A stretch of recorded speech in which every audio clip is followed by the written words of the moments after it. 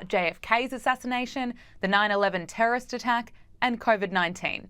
Well, in news that should surprise absolutely no one, they were lying to us. Governments were keeping the truth hidden in the dark. Now, with President Trump in office, we are finally getting some transparency. Anna Paulina Luna will lead the task force on the declassification of federal secrets. And in her press conference today, she did not hold back declaring that we've been treated like children for too long. This will be a relentless pursuit of truth and transparency, and we will not stop until the American people have the answers they deserve. We will cut through the bureaucracy, challenge the stonewalling, and ensure that the American people finally get the truth that they have been denied for too long. If we are to endure and thrive as a nation, we must restore trust through transparency. The American people must be trusted to think for themselves, to form their own judgments from the truth that they are entitled to know. We've been treated like children for too long and kept in the dark by those we elected to serve us. People can think for themselves. What a concept.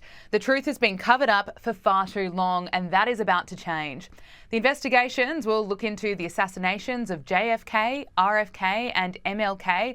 It'll also look at UAPs, the Epstein client list, the origins of COVID-19, and the 9/11 files. Now, the first investigation will be on JFK's assassination, and the head of the task force has just revealed, from what she's seen so far, what she's discovered, she believes there were two shooters. Our first investigation will be announced, but it's going to be covering on a thorough investigation into the John F. Kennedy assassination. And I can tell you, based on what I've been seeing so far, the initial hearing that was actually held here in Congress was actually faulty in the single bullet theory. I believe that there were two shooters, and we should be finding more information as we are able to gain access into the SCIF, hopefully before the files are actually released to the public. John F. Kennedy was riding in a presidential motorcade in Dallas, Texas, when he was shot and killed on November 22, 1963. And after decades of government reluctance to release all of the documents related to his assassination, we are finally getting them. Now, the Warren Commission determined that JFK was assassinated by Lee Harvey Oswald, who acted alone, but the 1969 report by the US House Select Committee on Assassinations concluded that Kennedy was likely assassinated as a result of a conspiracy. Now, Anna Paulina Luna has said that for years, a certain narrative has been rinsed and repeated in the media without the full truth.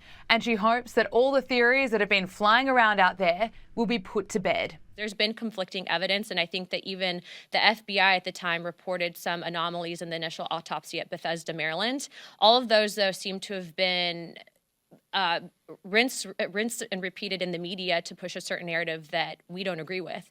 And so I think that in order to put to bed some of the theories that have been out there on John F. Kennedy, we have to know the full truth, and the full truth starts with transparency, and that's why these files is so important for the American people to read for themselves.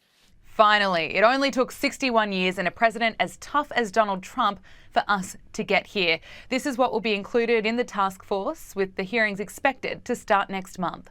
Based on what we're actually looking to do with the JFK investigation, I'm looking to actually bring in some of the attending physicians at the initial assassination, and then also people that had been on the various commissions looking into, like the Warren Commission, looking into the initial assassinations. Donald Trump followed through with his campaign promise and ordered the declassification and release of secret files on the assassinations of JFK, RFK, and MLK in January. Now, since then, the FBI has discovered nearly 2,500 new records relating to JFK's assassination. This is not a conspiracy theory investigating committee. We're actually looking to present truth to the American people. And it's in my opinion that no one person elected to office is more important or more qualified to look at the information that they've been hiding from us. And so we look to push for that transparency. Here's Donald Trump speaking about the JFK files during the election campaign. They called me, a lot of good people called me, people that that you would find reasonable people, and they asked me not to do it. So I said, well, we'll close it for another time. But if I win, I'm going to open them up. I'm just going to open enough time. Why didn't you open it up the first time, though? Because a lot of times, what was the hesitation, though? Addresses, people that are still living. There are people that are affected. And there could be some national security reason that that I don't have to necessarily know about. But some very good, talented people asked me not to do it.